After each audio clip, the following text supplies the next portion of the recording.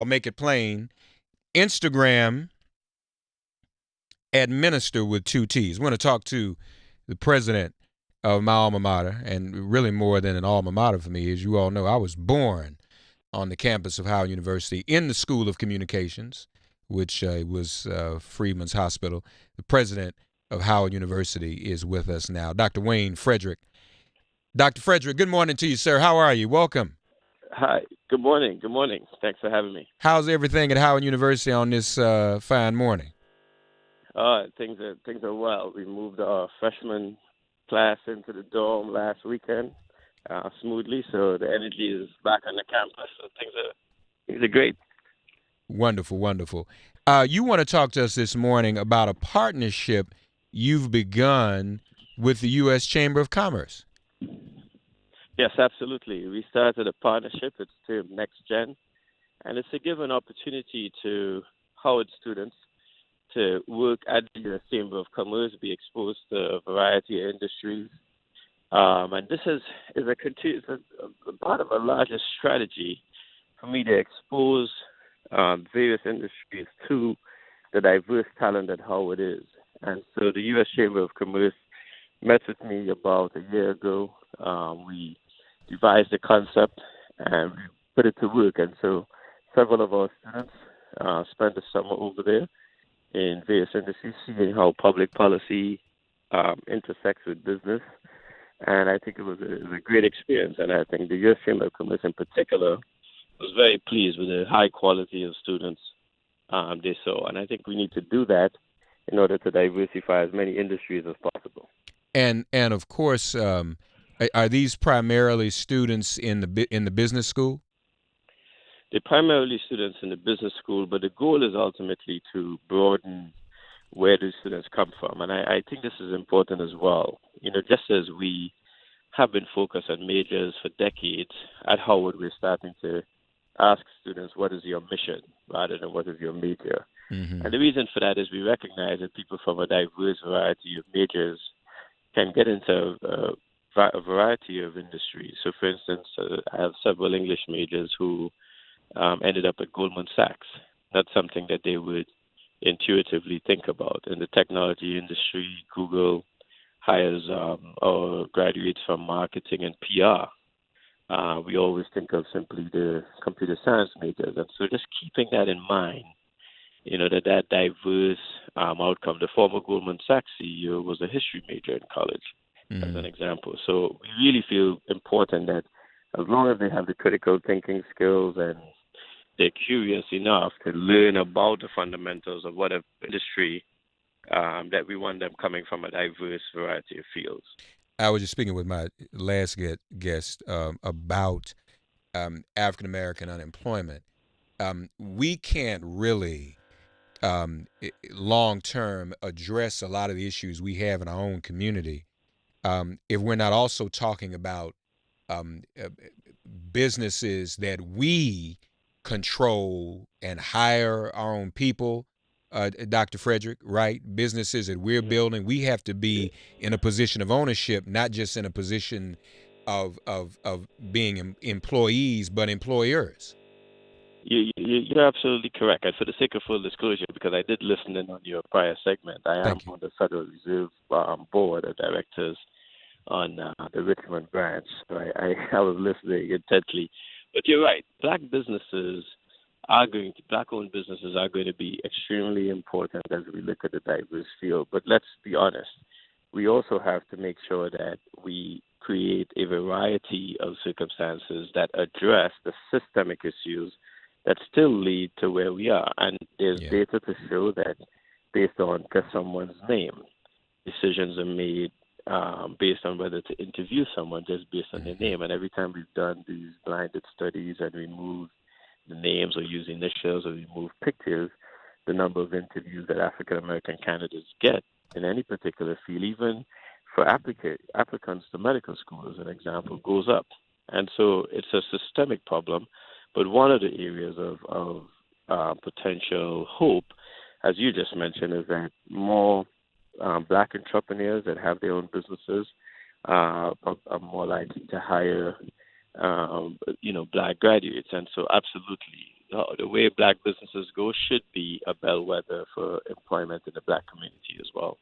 So so the program itself, there's an internship, folks, with U.S. Chamber of Commerce, a partnership with Howard University. The internships, do they take place during when the school semester, or? They take place during the summer. The goal is as well is to expand that experience. It can take place during the school year as well.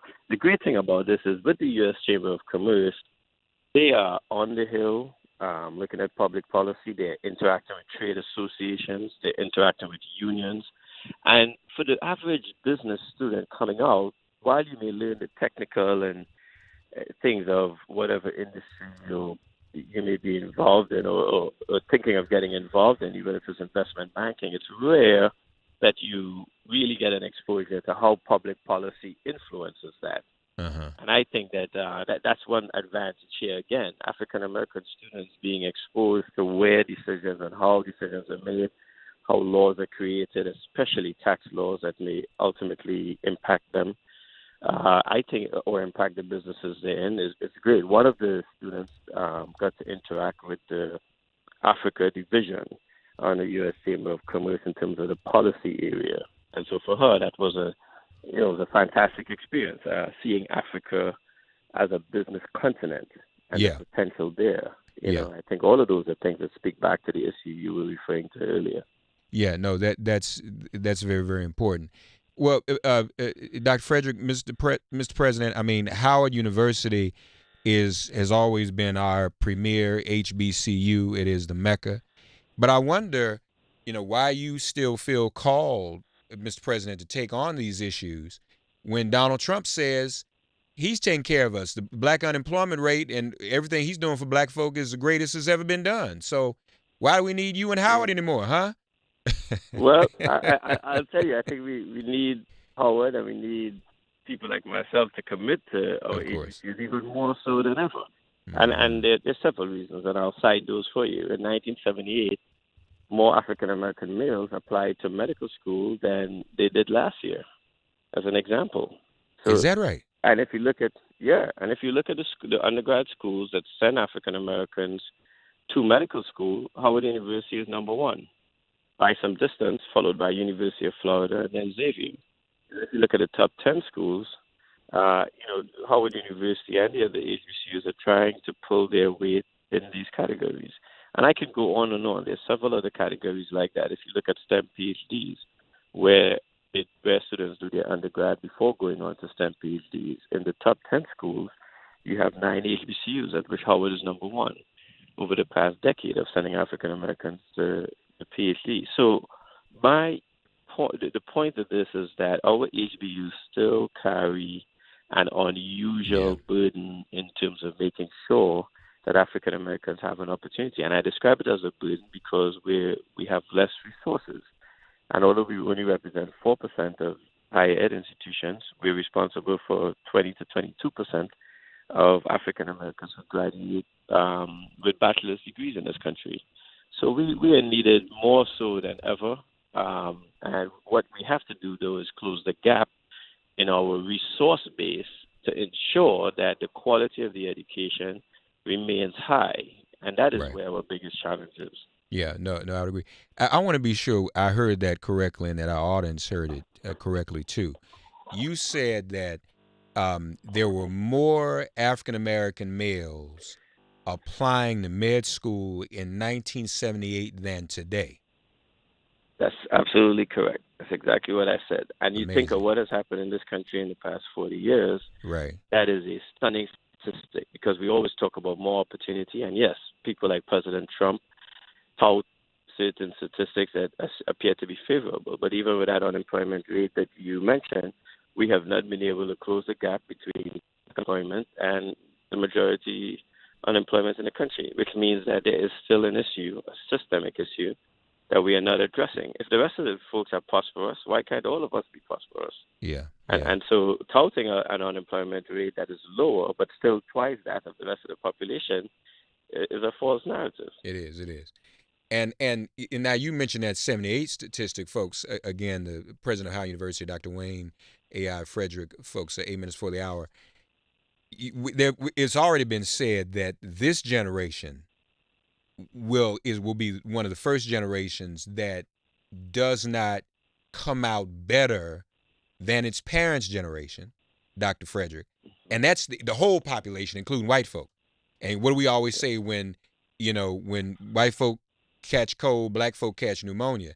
So that's probably doubly true with us. And so, to your point, the importance of doing these types of partnerships for economics, for business awareness, policy and ownership education with the U.S. Chamber, and also all the other important work that you and our HBCUs are doing. Our HBCUs are still so much needed. Yeah, no, absolutely. I think you're absolutely right. And the other thing I would say is, I think in our community, we tend to be a bit risk averse.